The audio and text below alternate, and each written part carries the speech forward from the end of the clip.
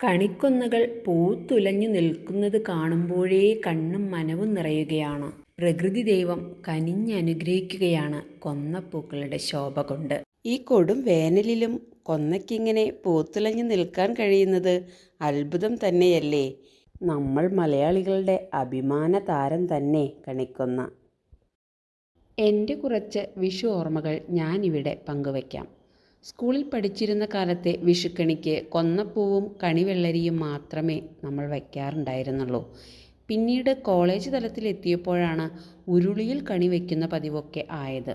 തൊഴിലാളികളായ എൻ്റെ വലിയമ്മയ്ക്കും അമ്മയ്ക്കും അവളുടെ പട്ടിണി അറിയാതെ നമ്മൾ വളരണം എന്നുള്ള ചിന്ത മാത്രമാണ് അവർക്കുള്ളത്. അതിനാൽ തന്നെ വലിയ ആഘോഷങ്ങളൊന്നും നമ്മൾ കൊണ്ടാടാറില്ല.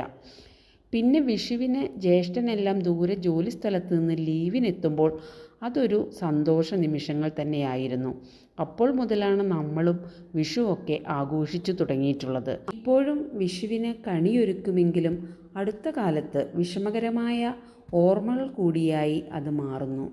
കാരണം നമ്മുടെ പ്രിയപ്പെട്ടവരുടെ വേർപാട് ഏൽപ്പിച്ച മുറിവുകളെ ജീവിതം കൊണ്ട് മറക്കാൻ ശ്രമിച്ചാലും ആഘോഷ നിമിഷങ്ങളിലെ അവരുടെ അസാന്നിധ്യം വിങ്ങുന്ന ഓർമ്മകളായി അവശേഷിക്കുന്നു. പക്ഷേ എന്നിരുന്നാലും ജീവിതമാണ്, നമ്മൾ ദുഃഖിച്ചിരുന്നിട്ട് കാര്യമില്ല. നമ്മുടെ കൂടെയുള്ളവരുടെ സന്തോഷവും നമുക്ക് പ്രധാനമാണ്. അവർക്കും പുതിയ ചിന്തകളും സ്വപ്നങ്ങളും സന്തോഷകരമായ നിമിഷങ്ങളും നമ്മൾ സമ്മാനിക്കേണ്ടതുണ്ട്. അതിനാൽ തന്നെ ഈ ആചാരങ്ങളെല്ലാം വലിയ രീതിയിലല്ലെങ്കിൽ പോലും ചെറിയ രീതിയിൽ നമ്മൾ കൊണ്ടു നടക്കുന്നു. വളരെയധികം വിശിഷ്ടമായ ഒന്ന് തന്നെ കണിവെക്കലും കണി കാണലുമെല്ലാം.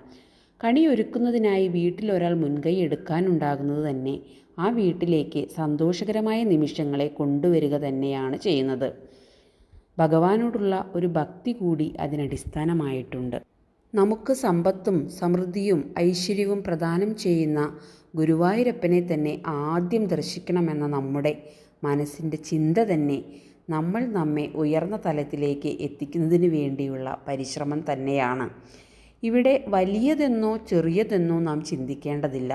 നമുക്കത് ചെയ്യാൻ സാധിക്കുന്നുണ്ടോ എന്നുള്ളത് തന്നെയാണ് പ്രധാനം. അപ്പോൾ നിറഞ്ഞ മനസ്സോടെ വരവേൽക്കാം വിഷുവിനെയും പുതുവർഷത്തെയും.